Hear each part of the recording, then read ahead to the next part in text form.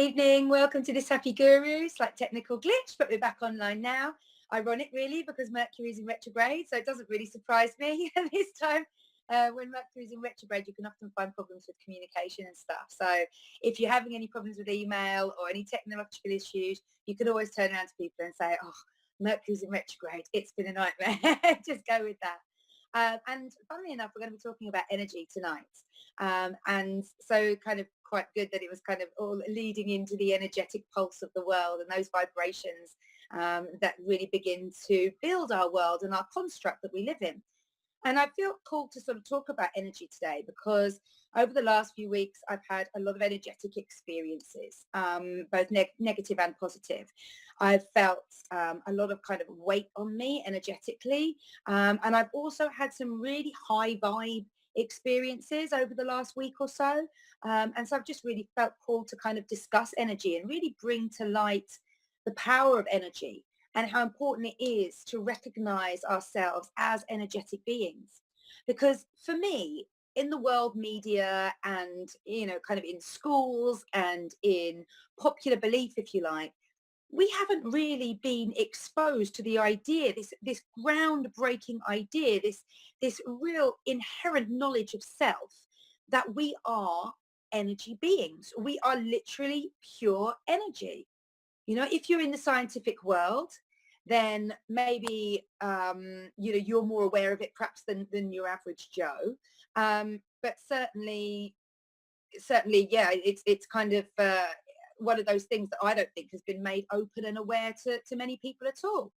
Just had a lovely comment come in from Karen saying, don't worry, Kirsty, my computer's died on me thrice already today. One more and I'm giving up and going to bed. Don't blame you. I don't blame you at all. But at least we know it's Mercury. It's not us, right? So energy's just all around us.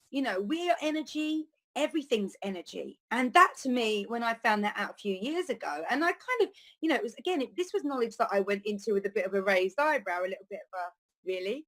Well, how come? Like, I thought energy was something that you couldn't really see and you can't really fathom, and it's just quite sort of out there and amazing in its technology. I suppose for me, my idea of what actual energy is something like a bolt of lightning, something so mad, crazy, forceful. And you don't necessarily, it's so strong, it's so powerful that you see it in just this mad, crazy flash, and the power will hit the earth or hit the tree or just crack through the clouds, and it lights up the world, or it breaks through the world in some way, shape or form. But it's like that, it's gone. It's kind of like a shooting thing. I suppose the other like source of energy that we probably most of us be very, very aware of is the energy within, electricity within our lighting system. We're very aware of the fact that you don't necessarily have to think of how the energy is getting to the light bulbs, but once you flick that switch, instantaneously, or so it seems to us, that energy is on, that filament is glowing, and we have light. But there are so many other different types of energy all around us. I suppose some of the ones that we could think of just drawing straight to mind would be solar energy, the energy that we get from the sun, from the light from the sun. There's oceanic energy as well, when you can taper the energy of the waves, that constant movement of the waves. You can actually kind of dip into that and taper into that as well, and harness that energy for power, for resource. There's obviously wind energy, same thing. We're seeing loads of wind turbines going up now all over the world, trying to use cleaner sources of energy. There will be kinetic energy as well, like kind of the energy between movements. Nikola Tesla was great at working through kinetic energy. Also thermal energy, energy coming from heat. What else is there? Oh, well, if you're thinking about heat and cooking, then you've got three types of energy involved in cooking. You've got the radiation, they've got the heat coming from your hob, that radiating heat, right? That radiation heat. Then you've got conducive and convective energies, which kind of throw the heat up and pull it back down, throw the heat up and pull it back down. And they're given to given into the method of cooking by the element or the filament that you use to cook within, i.e. your pots and pans, your kettles, those sorts of things. They've all got their own ability to convect and conduce heat. So, we use different surfaces for better conduction or for better conducive activity. I don't know how that's going to go. But that's essentially the physics around cooking. And of course, the most easy one, if you like, just to demonstrate how amazing an energetic body you are straight away, is to just rub your hands together and feel the friction and the energy created between friction. Often you can do it on newly washed clothes as well. Like I used to love doing this when I was a kid. My mum would put our duvet covers in the wash and then we'd get them back. And I would always put my duvet cover on my duvet in the dark because you'd see these little sparks of energy. And then if I shook it out and I got inside and I got right underneath in the pitch black underneath my duvet and I kind of moved quickly around, you'd see the little bright blue sparks of energy coming from the duvet, that kind of static electricity coming from the duvet. And that, I think, to me was kind of the earliest forms of energy, that visible energy that I remember. But there's so many. I didn't know until recently that essential oils are one of the most high vibrating sources on the planet. The highest one, I think, of all the essential oils is rose.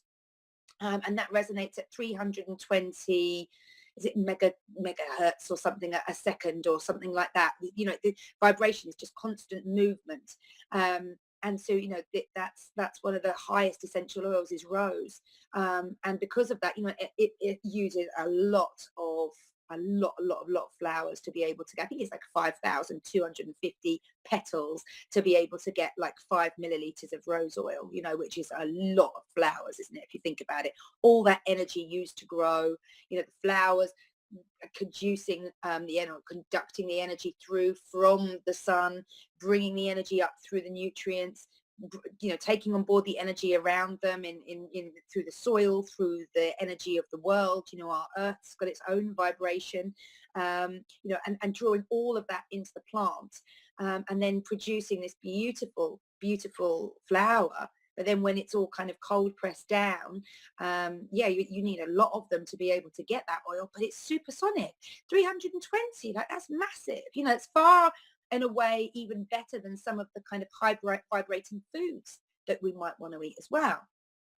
So some of the high vibrating foods, this is, I suppose, why diet is so important as well, because, I've talked about food being karmic before, that there's a certain level of energy that resides in the food that we consume, and about making intelligent food choices.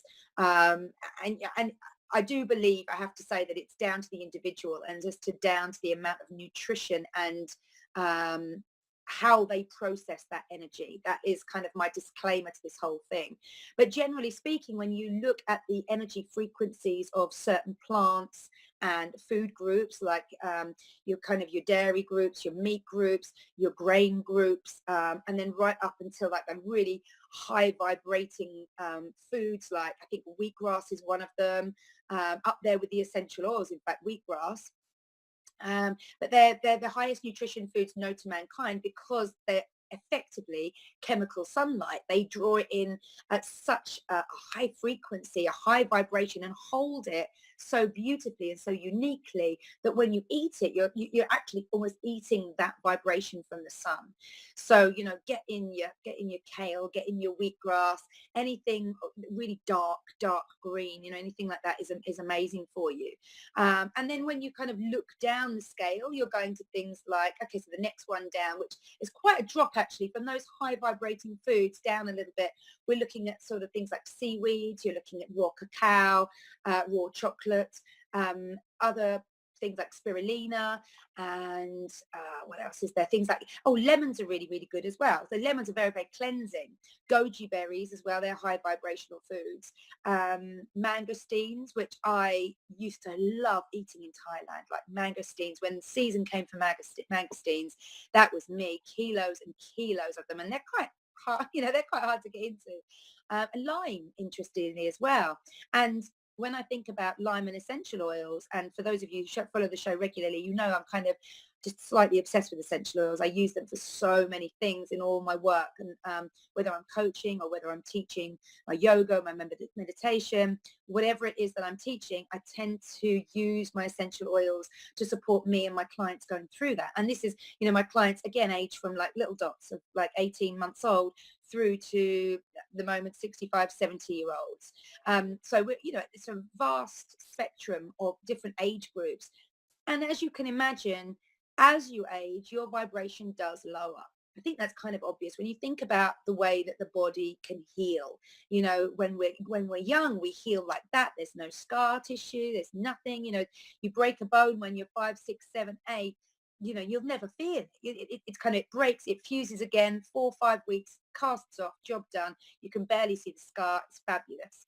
The same thing happens to you when you're older. 70, 80, that sort of thing, and you break a bone, it takes a lot longer to heal. There's a lot more pain, there's a lot more discomfort, there is quite definite scarring, and there's a lot more kind of aching in the body. There's a lot more general tiredness as well, as your body uses its energy to fuse that breaking bone. And of course, the more healthy you are and the more high vibrational foods and experiences and places that you put yourself in, you can raise your own vibration as well. You can really begin to put into yourself for that healing. Energy healing is a very, very real thing. And although obviously you can go and see other people for energy healing, you can manifest that stuff yourself. If you know what you're doing, if you know how to really channel healing and direct it and focus it, which can be the kind of the hard part, then absolutely, you can begin to heal yourself. And in fact, this is what we do with ourselves emotionally. When we go through a level of trauma, for example, and trauma is proper low vibe stuff, really, really kind of very, very upsetting. You feel that in your body, you feel all that sort of stuff. I think grief itself resonates around 75 megahertz, which is super, super low, in terms of our emotional scale. Like enlightenment, for example, if we're ever lucky enough to get ourselves to a point of enlightenment, you're looking at resonating between 700 and 1,000 megahertz per second. That's proper high vibe, this. And look at our use of language. We use high vibe, high vibration, in terms of feeling good. If you're high vibe, everything's groovy, everything's really going well for you. And if it's low vibe stuff, if it's kind of, at the bottom end of that scale, even like in my face, I can feel I've just changed from low vibe, I've gone down, because that's what you're doing. Things like anger, desire even, desire is a kind of a catalyst for negativity almost. Ambition is something a little bit different, but desire, that wanting something and constantly, to that point of almost obsessing about it, is low vibe. So you've got kind of anger at peaks around 150, desires about 125. Then fear, the debilitating emotion that will stop us dead in our tracks, that makes our hairs come up on the back of our neck and our stomachs go funny, and our hearts almost skip a beat, or slow right down. Fear only resonates at 100. Grief is 75. Okay, so you can see that when you go into something like grief, and unfortunately, I feel like I've gone through quite a lot of grief this year. I've lost 5 people that have been really quite dear to me this year, and a couple of those, really close people. And it has knocked me for 6, and it's crazy to think that it wouldn't. When you look at the vibration, I would imagine that I kind of resonate around the kind of 3 to 600 level, most days. I would say, I spend a lot of time being happy. I really do. I do a lot of things to make sure that I spend a lot of time of my life being happy. And so when I'm knocked off balance, it's quite a short, sharp shock for me, generally speaking. I spend a lot of time as well going over the things that have knocked me off my polar, my apex of being really happy, and all the work that I do to keep myself in that vibe.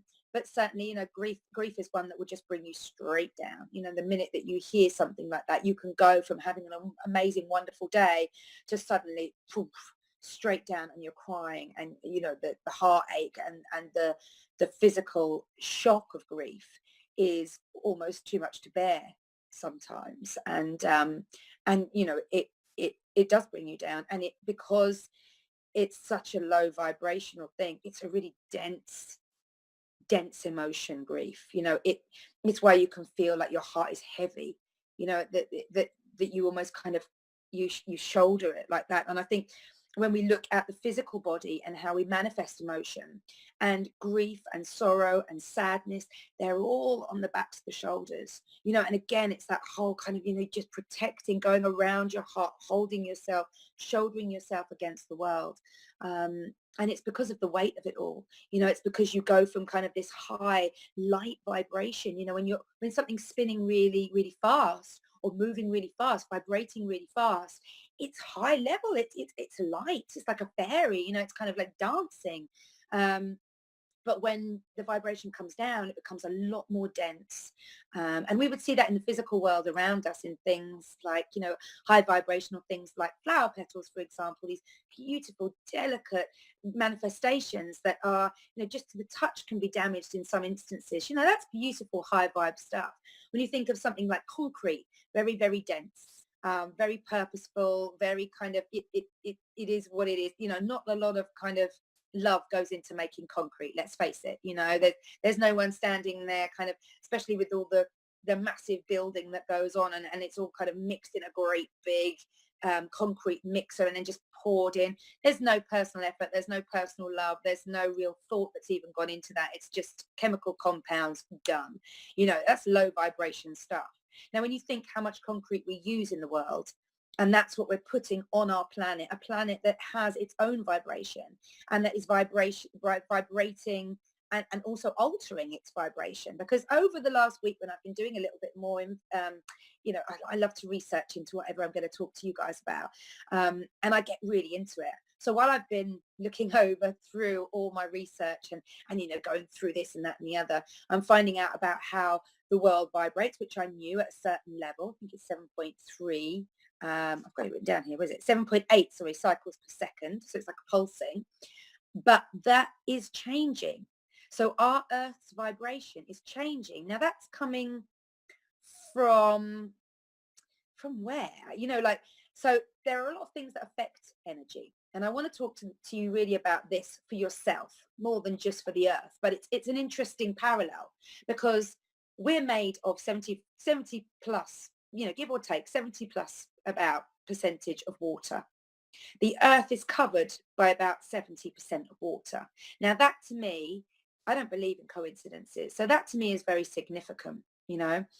When we go out into nature, which is pulsating at this beautiful frequency, we feel alive. We feel inspired. We feel rejuvenated. It's not just because of the air that we're breathing, the clean air that we're breathing, or the fact that, we're suddenly out from behind the glare of the TV screen or the computer screen, or, we finally put our phones down for 1 or 2 minutes, while we're actually going out and taking a deep breath in and recognizing how fabulous and beautiful our world is. There's a reason for that. And it's because as children of the Earth, we've been born into this vibration. We see it as being a fundamental, non-changing, if you like, part of our world. And we, through our energy selves, connect out with that every single day of our lives. Now, you can change your own energy, right? But things can also adjust and alter your energy. So we've spoken briefly about grief and how grief can come in. But there's a lot of other things. There's a lot of other experiences. There are a lot of other physical things that can bring your vibration down. And one of them, in fact, is computers and computer screens and the phones. They all have their own vibration. They're all low vibe. That, it's fake light you're getting from there. You're not getting solar light. So although it is light, it's a fake light. It's not a light or a vibration that our body responds to in any way that's healing. There have been numerous scientific reports about how the vibration and the radiation specifically given from phones, for example, kept close to us, can cause things like cancers and degenerative skin diseases, autoimmune system issues, all that sort of stuff. So that's definitely one to be really aware of. There are things that you can buy, like different things that can help moderate the radiation that you get. But essentially, you want to spend as little time as you possibly can with these things, which is great, because what it does is it opens up more time for you to be spending out with those more high vibrational things, those kind of more high frequency experiences that you can have in your world. And what's important to recognize when you're going out and looking for things that are high vibe for you in your world is that it's all about your unique interpretation of vibration. Okay, so we all resonate differently from one another. As unique as we all look, so we resonate, we vibrate at our own unique vibration. Now, that's not to say that there aren't people who are vibrating very closely to us. In fact, you'll find that those people that you find the most easiest to be in company of, who give you a great feeling when you're around them, who really speak your language, you've kind of heard that. It's also because they're vibrating on a very, very similar frequency from you. It could just be just slightly out, but essentially we're all vibrating. Each one of us is vibrating our own, at our own pitch, at our own tempo each day, and it fluctuates. So you might not be vibrating at your usual tempo when you see somebody that is, you usually get on well with, and there might be some kind of, some kind of collision of personalities, or a little bit of, a cross word said between you two or something. Usually you get on really, really well.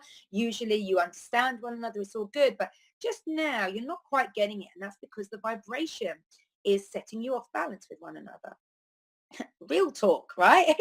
Next time you're having an argument with your husband or with your wife, recognize that actually maybe you could change the vibration within you both and set your vibration to the same frequency before you begin a talk that maybe is a little bit more emotive perhaps than on something else. Or recognize that perhaps, when someone comes in and they're having a cross word with you, it might be because their vibration's really low from a stressful day at work, while your vibration's quite high because you perhaps haven't had that stressful day at work, or you finished early, or you just come back from holiday, or you've had a great time with the kids, or whatever it is. So recognize that all energy that is, an energy is surrounding us everywhere. We've already ascertained that everything is energy, and it's just the density of the vibration, density of the frequency that allows it to take the form that it does. So all your physical senses operate from a point of recognizing vibrations. Okay, so that's your sense of sight, your sense of touch, your hearing, your tastes, everything. All of your senses resonate from a vibratory point. Your unique energy frequency is going to adjust those readings, if you like. So, for example, something that you found really, really beautiful to smell one day, you might smell it the next day and be like, oh no, I'm over that now. That's quite typical with perfumes and aftershaves, actually. It's like, you find a smell and, it just embodies everything that you want in a smell. That is absolutely you. That is your signature scent. And you wear it, and maybe you wear it for like years as well, depending on your consciousness around energy and frequency and up leveling, ascension, all those sorts of things will depend on how quickly your vibration changes and rises. So if you, for example, go through a massive life change, and you might find, like, so you were wearing, I don't know, Kenzo flower, for example, to start off with, then you go through a massive life change, and then you go back to Kenzo flower and you smell it and you just think, you know what, I just don't identify with that anymore. And it's because your frequency has changed. So before, when you smelt that smell, it connected in with you, it connected in with your limbic brain, it sent the right messages down to you, and your vibration was like, yeah, we can vibrate that. That feels good. That's harmonious with us. We were all kind of vibrating at the same level. But when you either move up with your vibration or come down with your vibration, even things like your taste and your smell can be affected by it. Okay, that's how integral vibration and energy is in our lives. That's how reliant we are on it all. And this is why it feels so crazy to me that we don't really know so much about this. This stuff isn't out there in mainstream. Why are we not seeing this in magazines? And, imagine going into a woman's magazine and talking about energy and how different smells will resonate with you different ways. in some ways it feels like a marketing dream for me, because it's like, actually, if you market that, if you sell that in the right way and you empower people to use sense and stuff, you're actually opening up the scope, the spectrum, to more buying, to more purchasing, because actually people are beginning to live more consciously, and so they'll go into buying things that are a little bit more consciously minded. I suppose the danger is there when you raise consciousness, you do raise an awareness to certain things as well. So, maybe it shifts that, and the fear will come in, bringing the vibe of that idea right down. Okay. But, certainly for me, like whenever I promo things and talk to other people about stuff, that they can buy, that will support them, supplements, types of food, diets, all those sorts of things, I'm always very clear to say that, this is something that you kind of need to feel into for yourself as well. Trust yourself. I'm telling you what's worked for me. I'm telling you what's worked for my clients. I'm telling you the response that I get from these things. But, you know, you're going to be a completely unique, separate entity. So, you go through and you trust yourself, and it's an empowering thing, right? Finding out that you're an energy being, it's empowering. So it's okay. So let's talk about energy. Let's find out what energy actually does for us, and where we draw it in, and what we draw it in from, and what can affect us negatively and positively, and what we might need to be aware of going forward. So I suppose one of the things that I've always, always, always known about energy, and without even like recognizing it as energy, is all about music. I love music. I love singing. I love listening to music. I love dancing.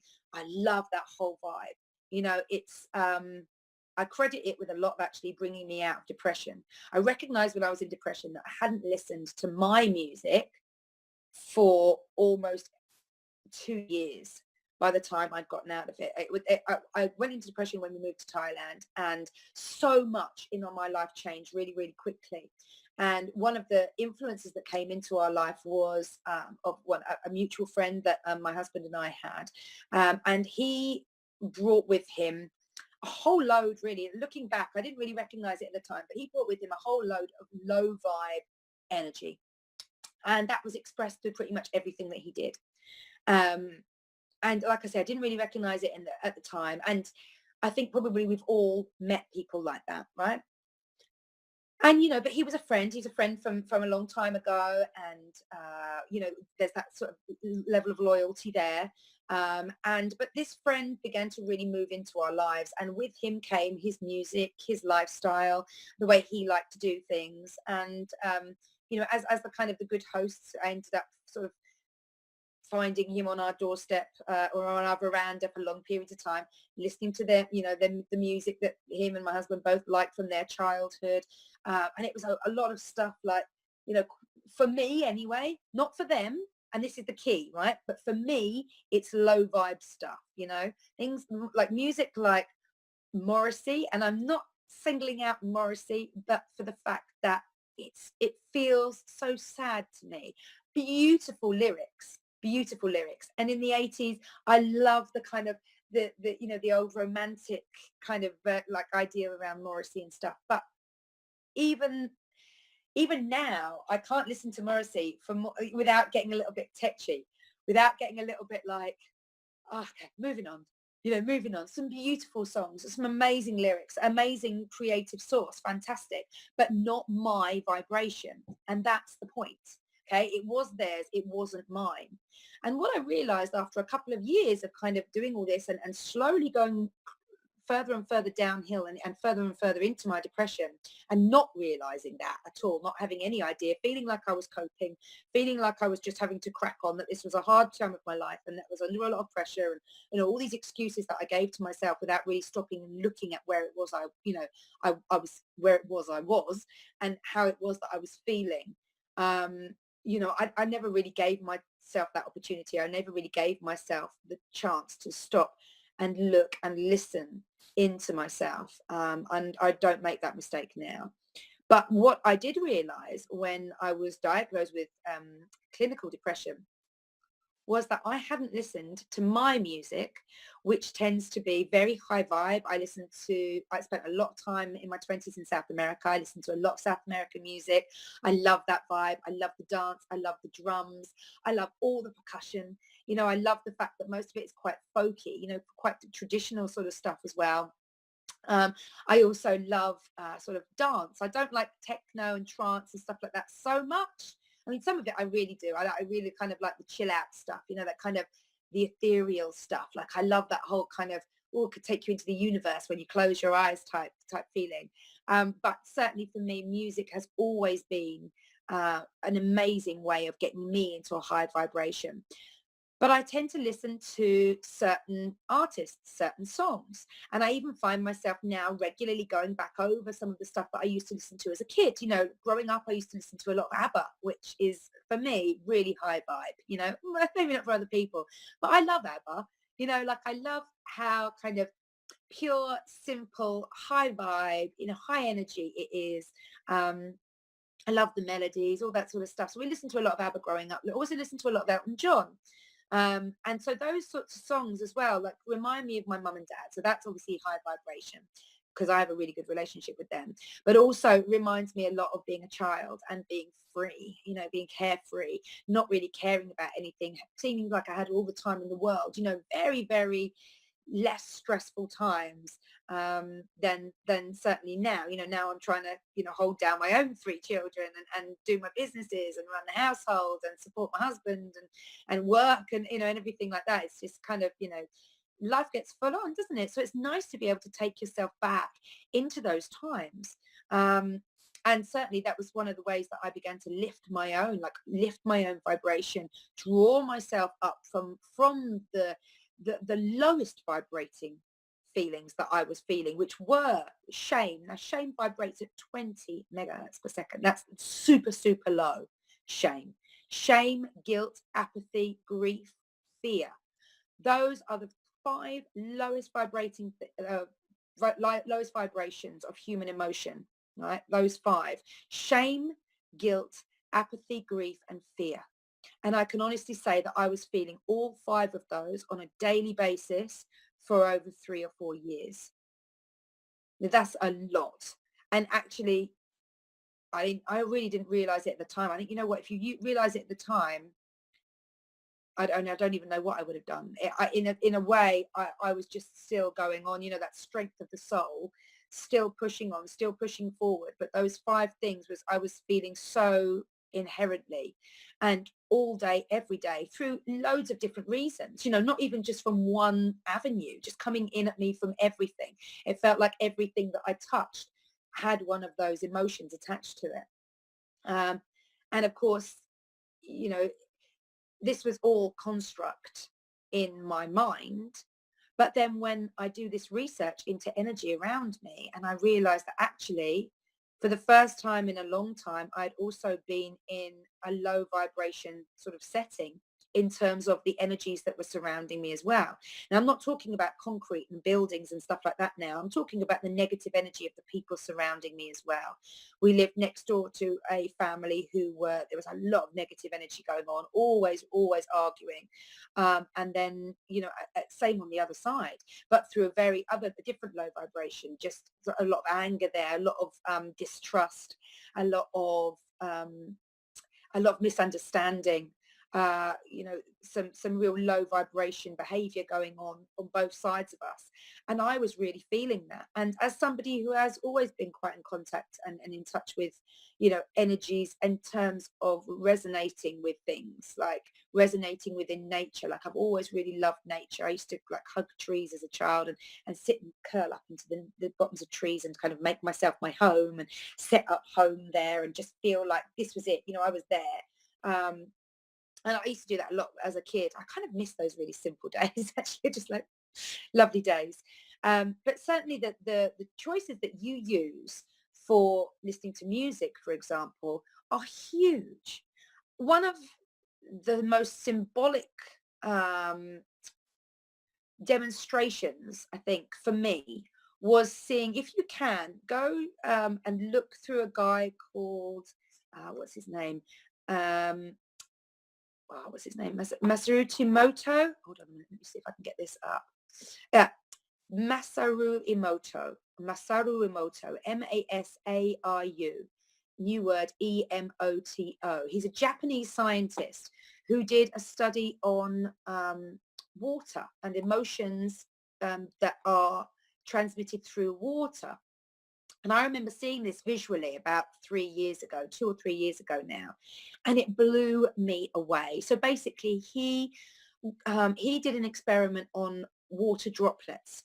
So he would expose water droplets to certain frequencies, to certain vibrations through music, through written word, through spoken word. Those were, I think, the three kind of the ways that he was kind of getting these emotions over to the droplets of water.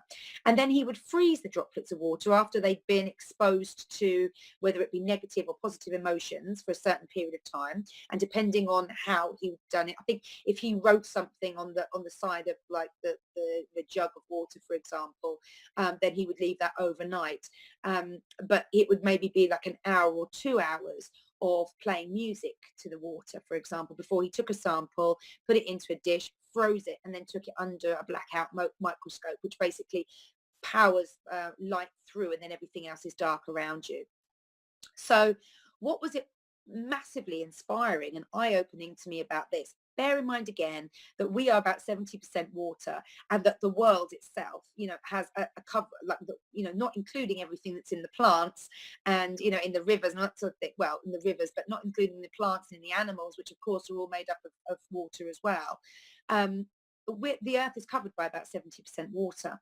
So when he played Mozart's Symphony in G minor, I think it was, to the water, it became this beautiful, beautiful snowflake, six-pointed snowflake with kind of like these beautiful resonance coming out from the center towards the outside. So this beautiful six-pointed snowflake, and then these beautiful kind of twirls and swirls in the middle from Mozart's Symphony in G minor.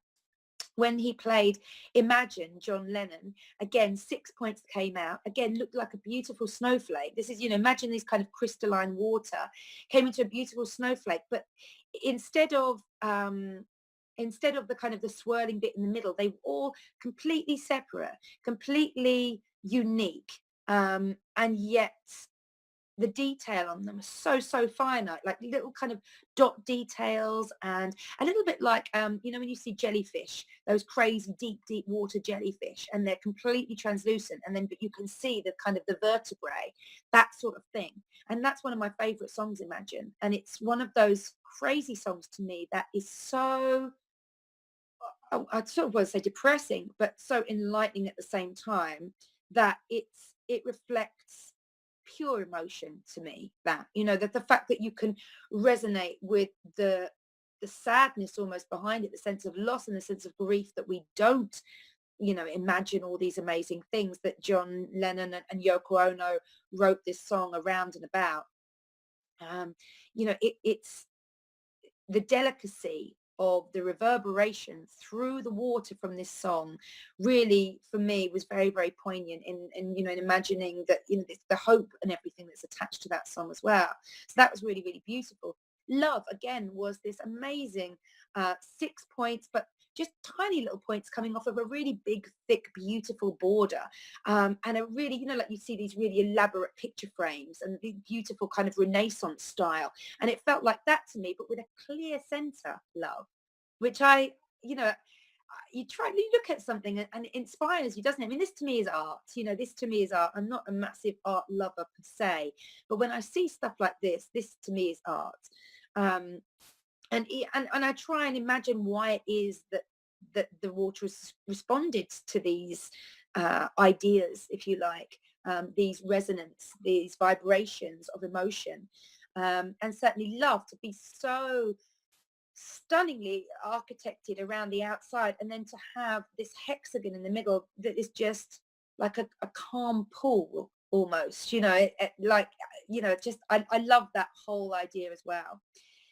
That one of the other things that he did was that he also exposed this water to negative energies, to negative thought processes, emotions. One of them, I think, was I hate you, I'm going to kill you, or something like that. And it looked, the water was not in a beautiful crystalline, snowflakey type geometric representation of itself. It was a deep, condensed, angry, if I'm honest, looking picture, because he took all these like with the photographer down through a camera, sorry, down through the lens. And it actually reminded me of, when you see the pictures from Mars and from the moon, and they're dead planets essentially, and they're potholed with things, and they just look like they've been attacked and then died. It looked like that to me. It looked like that surface, that kind of potholes and scarring, and really really dense, like, whereas the snowflakes look light and bright, you can see through them. There's they've it's like they've gone ping, and there they are. Every negative anger, every negative anger, negative emotion that was put upon this water was dense and cloudy and potholed and scarred, and wasn't the beautiful colors of the snowflake. Even the snowflakes tended to be like white and pale blue, like we see glaciers, really pale blue, and almost gold in some instances. And I would say that the water underneath the microscope of the more angry or the more hateful demonstrations of water, or the way that they demonstrated themselves, was almost like a sort of a tar, like kind of a dark, deep sort of color. Not very nice, just, I don't know, just didn't make me feel like it was a nice, light, bright color, really matched the emotion, really. And then he did a really interesting one as well, where he did a picture of, I think it was water from a river. I can't remember the river, I'm sorry. But he did pictures of this one from a river. And the first picture that he took was of this river, and it was quite, I think it was quite, it was quite a contaminated river, well, quite a contaminated water source that he got it from. I think there was a lot of industry around it, if I remember rightly. Might have been even one of the worst ones in Japan or something like that. But he took this picture, and again, it looked sick. It looked ill, this water, from all the other beautiful demonstrations of sacred geometry and snowflakes and light and creative, beautiful creative energy. This one looked sick. It didn't have that same beautiful colors. It just didn't, it wasn't resonating the same way at all. And then he had a Buddhist monk say a prayer over this water and a blessing. And I think that he was talking mantra and this prayer for about an hour or something. And then he took another sample of this water and took a photograph of it, and it had changed completely. Literally, the color had changed, the density of it had changed.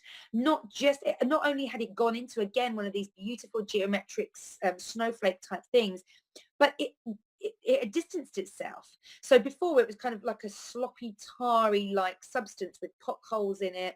Now it became like individual beautiful snowflakes and representations of the prayer that had been said over it. And it was, it was like it'd been enlightened. It was beautiful. There, if you ever get a chance to have a look at Masaru Emoto, and have a look at his project. He printed us all in a beautiful book, and I remember looking through that a few years ago, and it's stunning. One of those sort of coffee table things that you never almost get tired of. In fact, probably everybody should have one, because just to recognize how important it is to really speak nicely, not just to yourself, but out in the world. You talked about self-love and the depreciation of negative self-thought and how it affects you. And when you think that, thought is energy, thought is emotion, or emotions are thoughts, and all those sorts of things that we're sending down within ourselves, and that 70% of ourselves is reacting just like that to it anyway, and especially over elongated periods of time. I think it's very, I don't draw conclusions, if you like, but for me, the feeling is that if that's what we're saying to ourselves over and over again, all this negative thought, all the negative stuff that we see, all the negative energy that we're putting out into the world, and our water system reacts to it like that, and we're 70% water, and the earth is a minimum of 70% water, and everything that we eat and consume is consumed with water as well, and that's what we're putting into our body, and that's what we are taking in as nutrition for our physical selves. Is it any wonder that, the level of disease throughout the world is on a record high? There's really no culture escaping it at the moment. And you can put that down to lifestyles, you can put that down to stress and all the rest of it. But it's a reaction, it's a reflection of what we are under, and it's in everything. So it's vitally important to recognize this energy, to recognize that we are manifest of this energy, but also to recognize that we can change it. We can change ourselves. Like I said with the music, if you're feeling a little bit low vibe, put on some high vibe music, something that really makes you laugh, makes you smile, makes you want to dance, and begin to laugh and smile and dance. Begin to do all those things, because that will shift everything even quicker.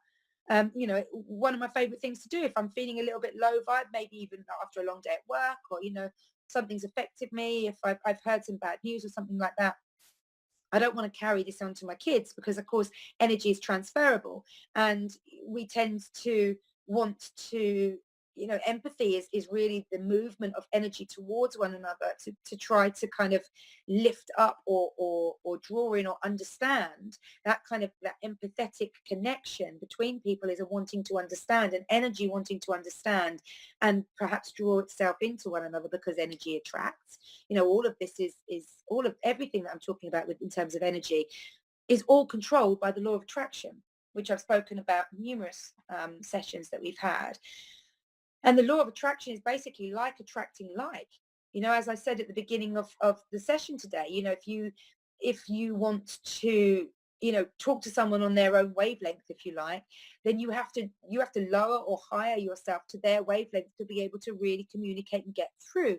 Neuro-linguistic programming works on this as well, through language, through concept, through isolation. That's how that all works as well. So this is kind of stuff that we've been used to using.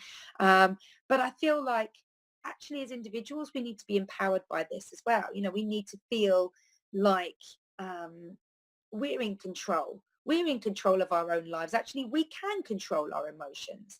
And effectively, your emotions and your experience of the world are all within your control if you know how to adjust them, if you know how to manipulate them, if you like. But you can only do that when you're really, really aware of them. And this is where the intelligence comes in. This is where the ignorance keeps us in this kind of state of manipulation, or the ability to be manipulated, and the ability to be controlled by this. Because if we give out our power to everything else, not realizing the power that we've got inside of ourselves, we put ourselves in a position of being a victim to whatever it is that comes in at us. At the minute you give out your power to anyone or anything, you put yourself in the place of being a victim, right? And that's not necessarily the easiest thing to understand for yourself, but it just goes to show you, I think, really, on how important it is to be aware, to be living consciously, to really understand the nature of consciousness, and you understand the nature of how it is that we all live, and we all resonate, and we connect with one another. And everything is energy. 1925, Einstein, like I say, this is not new stuff. He's nearly 100 years old, these findings. Einstein said in 1925, I've worked it all out. E equals mc squared. And we all went, what? you know, E equals mc squared. What does this scientist, what does this madcap genius, what is he saying to us? He was saying that E, energy, equals mc squared. Mc squared is basically everything else. It's matter, it's light, it's everything that we see, everything that we understand to be our real world is the mc squared, and energy is present in it all.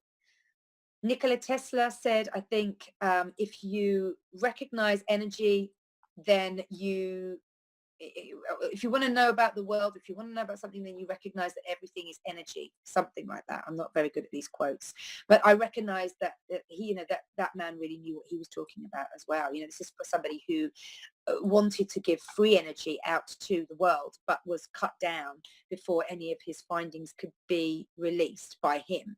And in fact, it was only after his death that he was able to release, many of the things like the dynamo, the common dynamo. That was Nikola Tesla.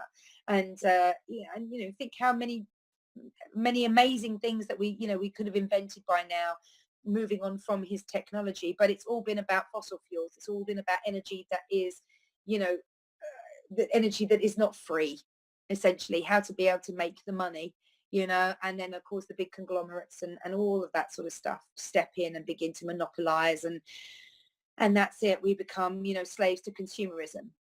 But again, by not having that power, by having to have given up, we weren't even aware we had that power. So essentially giving up that power to them, we became victims to consumerism and victims to, people in elevated positions of power being able to work out a world whereby they would profit year after year after year, $1 billion after $1 billion after billions of dollars. And, really on the back of what? On the back of negative energy, of taking from the world, in a negative sense. When you're drilling into the world, it's like you're drilling into yourself. Like imagine that. When you're taking oil out, it's basically like you're pulling blood from our planet. Same thing with the gases. These are all the chemical compounds. These are all parts that make up our world. You can't tell me that, you keep drawing blood from here, you keep drawing plasma from here, you draw a bit of skin out from there. Eventually, what happens to the physical body of anything? Anything. This isn't rocket science. This is simple logistics. I don't even know if it's physics. This is just how my mind's kind of working. For a very long time now, I've been thinking to myself, well, hang on a minute. All of this stuff makes up the world, right? The oil, the gas, the coal, the diamonds, everything that we draw from our earth when we're mining deep down in the gold, all this semi-precious stuff that conducts energy. We are changing the scape on the outside of our world by powering into the inside of the essence of the world, of our planet, and drawing stuff out. Now, if we did that to ourselves, if we bore into our veins and we drew out blood constantly for our own gain, and then we went in and we drew out the plasma, maybe, the white blood cells, and we pulled all that out.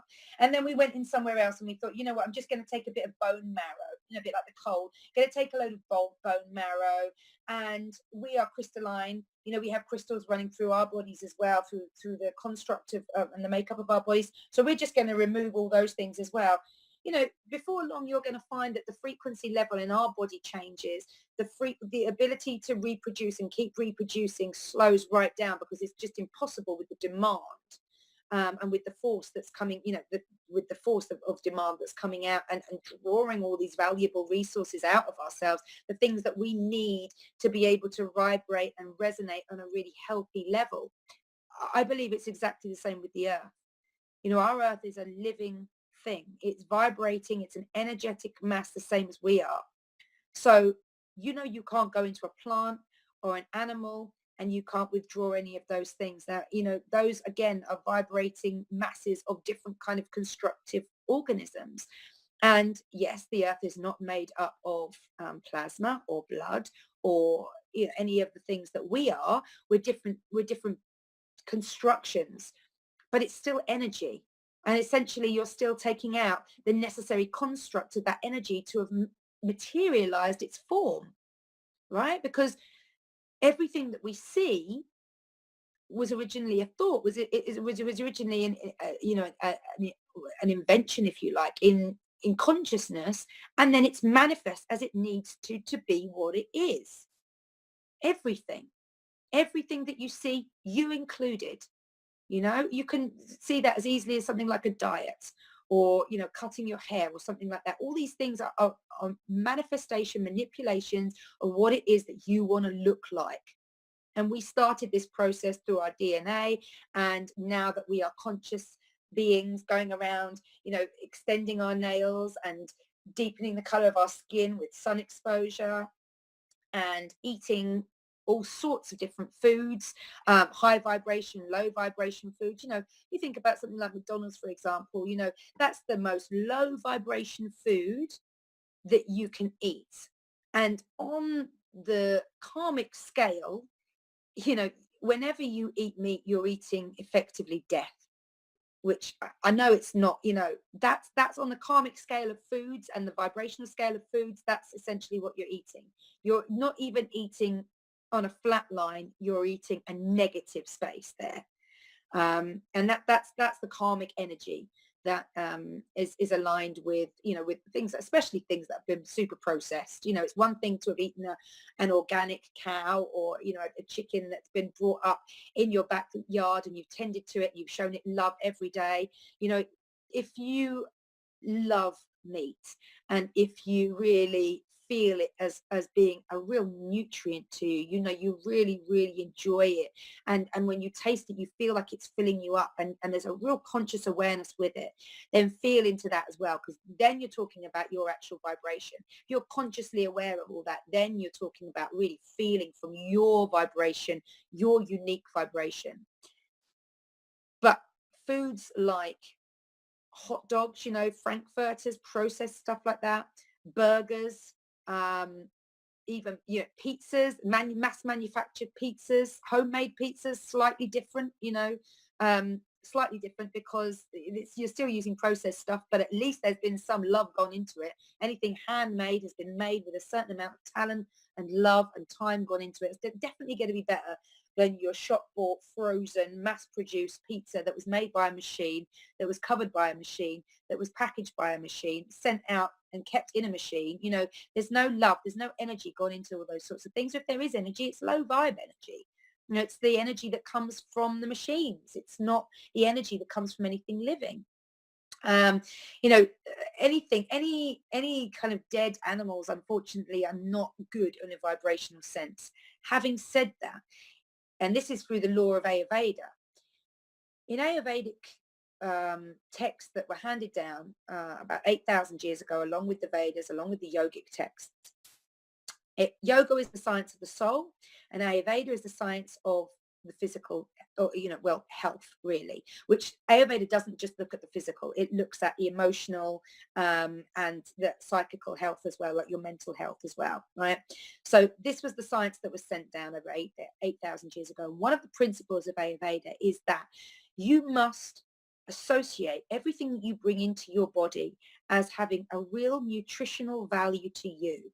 And again, you get that through the vibration that your body feels into when it takes in initially through the mouth. First thing, you bring something up to your mouth to eat. The first thing that kicks in is your sense of, kicks in is your sense of sight. Usually has to look appetizing, right? Then it will be your smell, because as it arrives towards the mouth, your nose will be going, oh, that smells amazing, or oh, I don't know about this. It'll be something like that, or good God, absolutely not, that smells rank, and you wouldn't even put it into your mouth. Then when you put it into your mouth, you've either got confirmation of it being absolutely fabulous, the best food that you could ever taste in your life, and you feel the nutrient value of it, or you begin to kind of question perhaps the other two senses, or you're absolutely repulsed by it, and it's like, and you'll spit it out. So your senses, your vibrational led senses are the things that are detecting the vibration of the food that you're bringing in. And obviously anything that's decaying, and things decay at a different level, different foods groups decay at different levels, but anything that's decaying is obviously going to be very low vibe. So just kind of bear that in mind. Especially bear things like that in mind around healing. So if you're not feeling very well, for example, stick with the high vibe stuff. I promise you will get better quicker. Even if you look at like the biology, the physics of the body, when you eat anything that's dairy products, your body has a natural response to produce more phlegm, more mucus, to be able to clean out the debris left behind by dairy products. Okay, that's just biological, that's just the way we work. It's something that we can tolerate, absolutely, but our body kicks in a response to be able to kind of just clear it out that little bit quicker, because actually we don't want it resonating too much in our bodies, right? That's essentially what it's saying to you. What I want you to think about is when you're healing, if you're not feeling very well, if you have a headache, if you're feeling tired, if you're, suffering with a stomach ache or anything, like literally if you're just feeling tired, one of the ways that you can support yourself is by eating higher vibrational foods that are easier for your body to digest, that don't require any energy spent to digest them, or not a significant amount anyway. No energy spent to digest them, no energy spent to have to clean the body afterwards, right? Because your body also recognizes these things when they come in. So for example, if you're regularly eating pizza, the minute it touches into your mouth, your brain and your body respond by, okay, so, we like this, but we know that this is going to take a while to digest. So we're just going to send some more boys down there to help with that digestion, because it's going to be sluggish. It's going to be time consuming. That's just sending kind of extra enzymes or kicking in the gut just one more, up a notch so that you can digest all this sort of thing, reproducing more acid because you recognize that it's a form of food that is brought into your body, which is actually of a denser vibration or formula to be able to break down. All of that is using up energy from your body, right? Same thing with a glass of wine. Anything that is a toxin essentially brought into the body, your body will recognize it and kick the energy levels up a little bit to try and get rid of it, because it knows it's not good for you. It knows it's not bringing it. It's bringing it out of a state of homeostasis if you were even there in the first place. And to be honest, in this day and age, you have to be very lucky to be in that kind of proper balanced level. There are so many toxins coming in to us from so many different levels, and again, this is again so part and parcel of the whole fact that the planet is suffering so much from disease. So anything like that, and good things, the things that for you that are really good when you're healing are also the things that tend to be better for you in terms of the nutrients they bring into our biological body. So you're thinking, we're thinking greens, we're thinking high vibe fruits, high antioxidant levels of things. We're thinking blueberries, we're thinking avocados, we're thinking coconuts, we're thinking mangoes, berries. Berries are amazing. Berries, I always think, I used to think when I was little, if I eat enough berries, I'll be able to fly like the birds, because the birds eat berries. There's a kind of a crazy madness to that level of thought, because actually it's almost my intuitive self saying, look, the birds eat these things and look how high vibe they are. Look how amazing they are. They can fly. And so berries are amazing. Nuts as well, anything like that. Nuts have some great oils in them that are really well needed by the tissues of the body as well. So, they're all high vibe stuff. Foods from trees essentially tend to be really, really good. Then you've got foods from the earth. So you've got things that just resonate above the level of the earth. So that would be your vegetables. So things like your cabbages, lettuces, spinach, peas, kale, cauliflower, you get the idea. Even, just under as well, you've got potatoes. So, that kind of bit of the earth. So that's the surface of the earth. You've got your potatoes, your root vegetables down there. And then you've got you're just above the top of the vegetables there, so your cabbages and lettuces up the top here, pumpkins, anything that grows close to the surface of the ground. And then just under the surface of the ground as well, you've got your parsnips, you've got your carrots, you've got your potatoes, all those lovely things as well. Next down from that would be processed foods, and dairy products or light animal products. So light animal products being things like milk and eggs, anything like butter, cream. What else do we get from cheese? Anything like that. Lards as well. If you're cooking with stuff, always better to cook with oil than it is to cook with like a lard. But it encompasses things that are made with those sort of stuff as well. So things like cakes, and scones and donuts, and any sauces with any dairy in as well. They'll bring the vibration of your veggies right down. Like we all love a bit of cauliflower cheese, but unfortunately just covering that high vibration cauliflower with all its beautiful nutrients in with the cheese just brings its vibration down. Having said that, if you hate the taste of cauliflower and you can't eat it any other way, then I'm always a case of, you know what, get it in and go back with your whole Ayurvedic routine of like just gaining the nutritional value and really loving the food that you eat, you know, and resonating high vibes through that. So we're living in a pulsing vibrating universe of harmonics all around us. You know, we've talked about the emotions that we experience bringing in our energy and bringing and taking away our energy. We've talked about the foods. We've talked about water source, emotions, how it all impacts one another. And it's literally in everything. It's the air, it's the dirt underneath our feet, it's the water. Everything is vibrating in a certain sense of motion. And where vibrations, again, touching back on the law of attraction, where vibrations are, so they attract like vibrations. So I think you can see this on YouTube. There's actually an experiment with a metronome about vibration. And I think I've only seen it twice, but recently, actually, the last time it was like 9 metronomes all in a row. So 3, 3, 3. And they're all kicked off at different times. Each row is kicked off at different times. So the first 3, it's like ding, ding, ding. So they're all ticking like this. You know what I mean by metronome? You know, the thing that counts the beat to if you're a piano player or if you're playing the guitar or the recorder or the flute or anything like that, to be able to keep in a regular beat so that you can really match the length of time that you've got a note for example. Then you would use a metronome before it becomes like an in-ground thing and you really follow the beat of your heart, you know, and that's kind of more soulful music. But a metronome is creating its own vibration.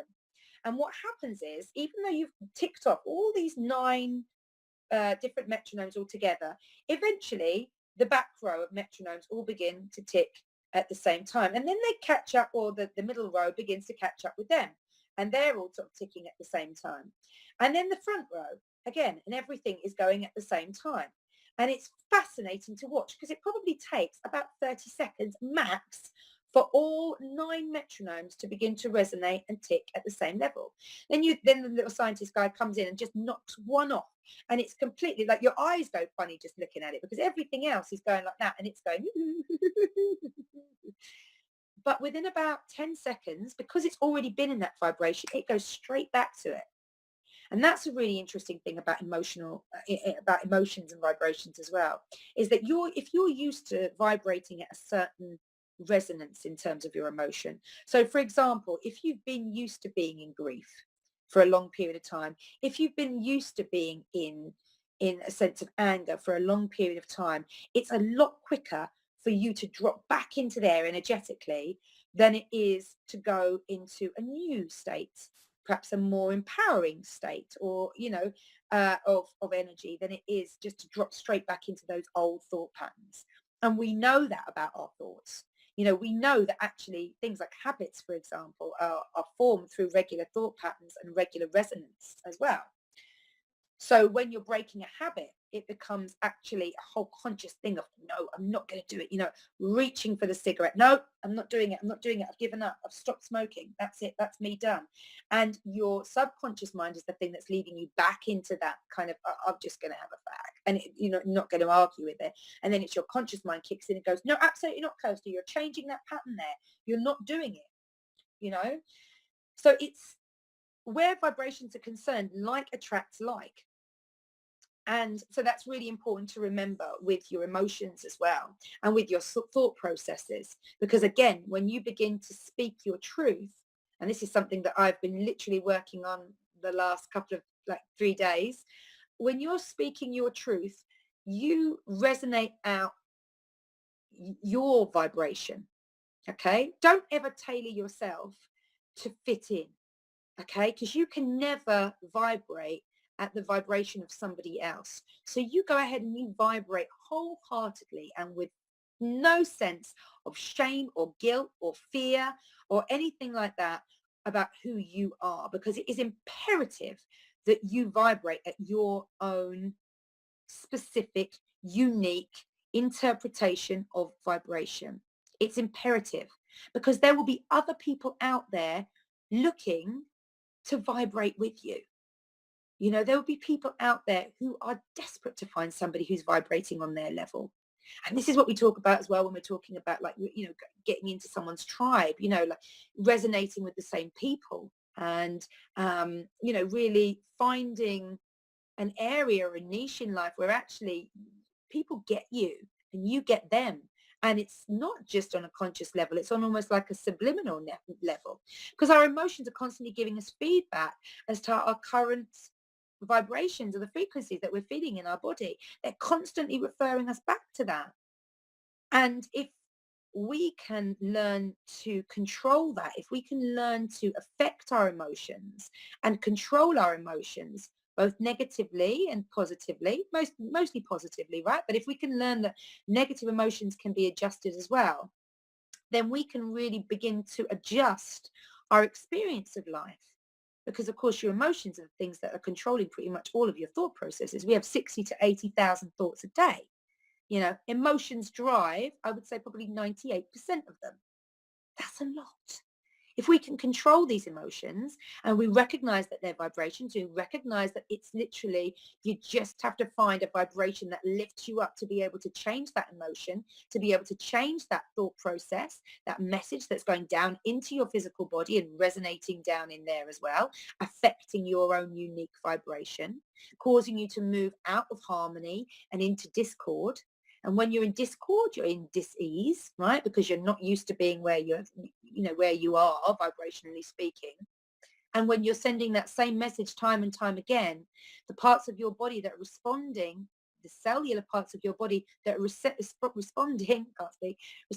to the receptors on the outside of each cell. So each cell of your body has receptors on the outside that's always feeding out into the information in the environment around it all the time, like the whole time.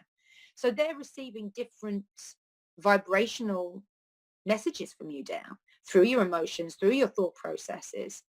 If you're not telling them good stuff, if you're repeating the negative and the bad stuff over and over again, they're going to begin to take that on board as a truth.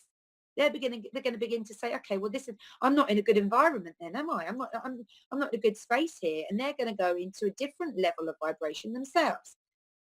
And if you look at cancer cells, for example, cancer cells are malfunctioning cells, essentially. I don't really know enough about them to be able to go into exactly how it is that their vibration changes and they move into kind of being these independent little cells to being this kind of concrete mass, this dense mass. But what I do know is that when you look at density and vibration, you're looking at low vibe stuff, right? So just for me, that connection is very poignant.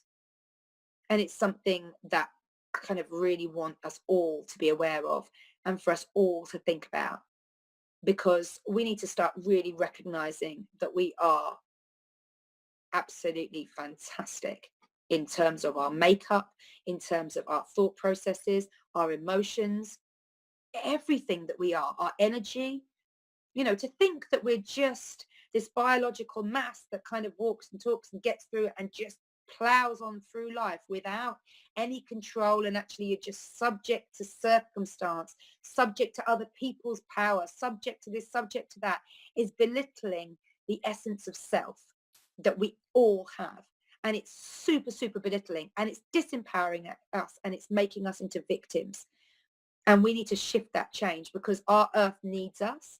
Our earth is shifting its own frequency to incite change. And I believe, because it's not happy with what's going on, if I was being having blood taken from me and crystalline taken from me and bone matter taken from me, I'd be getting a little annoyed as well. And I'd be looking at pulling out the little things that were trying to intravenously suck me dry, and I'd be looking at how it was that I could shift them. And the first thing that I'd be looking at would be through thought, and it would be through consciousness, and consciousness is energy, right? Consciousness is energy. So when the earth is shifting its energy, it's shifting its consciousness, and we will have to shift with it to survive.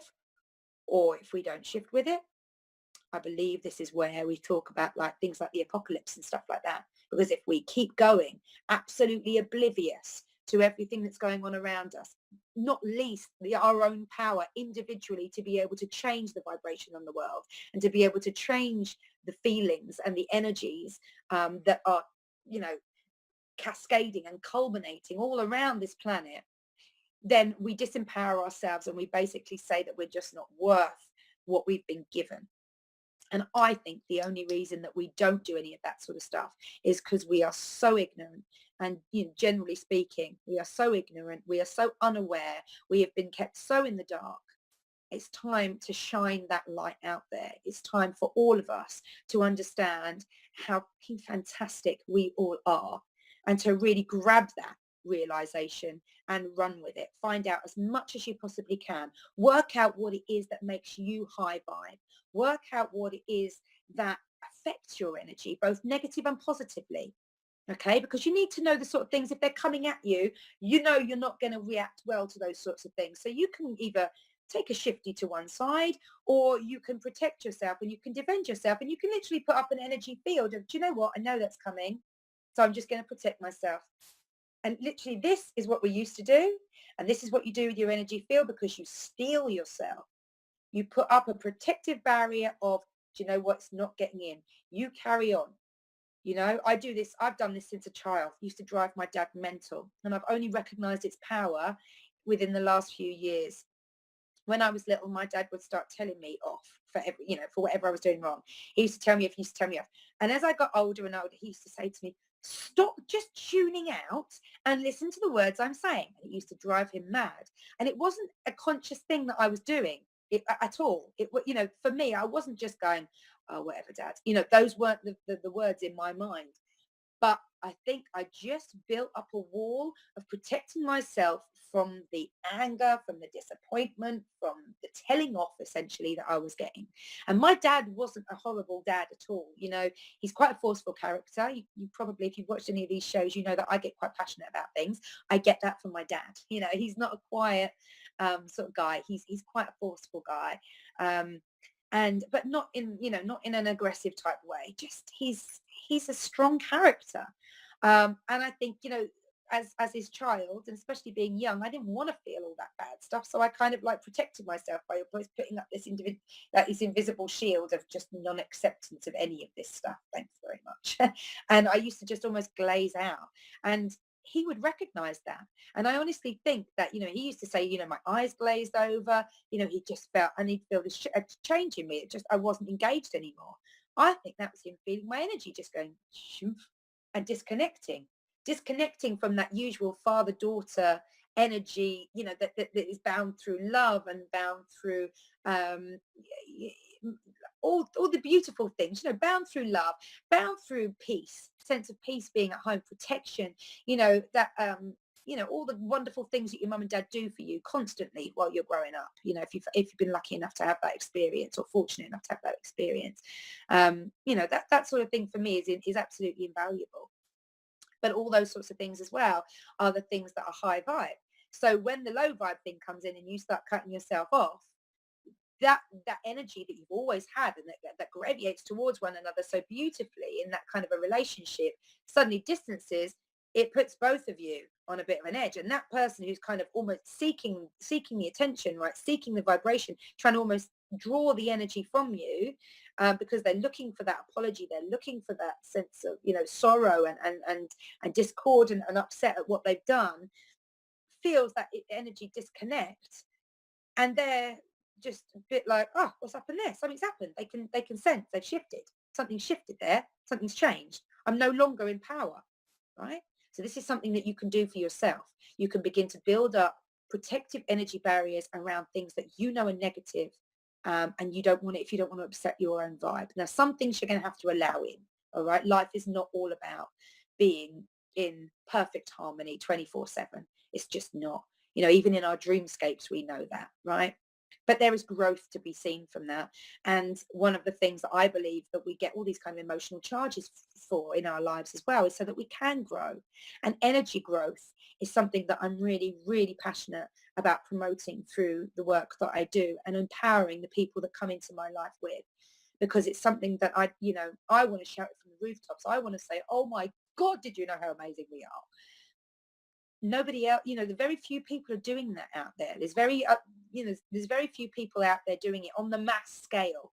I would love to see that change. But I just feel like if we share as much as we can. If any of you've taken anything this away from this show tonight, just go out and tell 5 people tomorrow, oh, watched this crazy show last night about energy. Like, hopefully it's been a little bit enlightening. You can say that to them. No, I was amazed by, some of the information and some of the kind of I didn't realize that we were this. I didn't realize that we were that.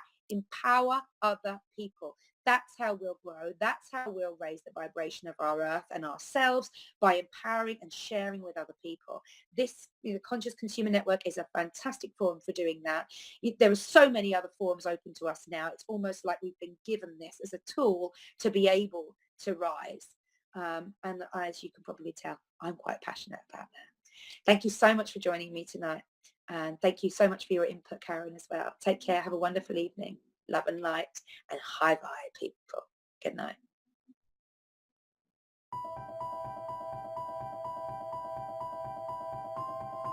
Humanity has been on an epic journey of discovery, learning the truth about the world we live in. New discoveries about the true origins of humanity, ancient history, free energy, as well as the systematic corruption of world governments are now on the forefront of our daily reality. Is the world headed towards destruction based on control and power? Or is an opportunity now being presented to shift and uplift into a higher consciousness? My name is Mel V, co-founder and creative director of Conscious Consumer Network, an independent broadcast network that was launched on the 1st of January 2015. In the last 3 years, Conscious Consumer Network has broadcast over 2,800 shows in multiple languages, featuring guests from across the world, whilst creating media that is aimed at the creation of a free, fair, peaceful, just, sustainable world. Conscious Consumer Network provides full training and an interactive support network for all broadcasters, and we are always looking for inspiring and educational content. Hi, this is Lady Liberty. And this is Miro Siegel. In 2018, Conscious Consumer Network has expanded to multiple broadcast locations, increasing our availability and reach across the world, remaining on the cutting edge of independent media. If we wish to create a better world, we must first create better media, geared towards real education instead of indoctrination. You guys really are what changing the world is going to be about. It's educating kids at a grassroots level. Having become a pillar of stability in the turbulent world of independent media, we have even more going on in 2018. Conscious Consumer Network is a publicly funded network, and we rely on all of you to keep us on the air. Show your support for independent media by donating to our 2018 Network Support Fund. Dare to seek a better world. Support independent media.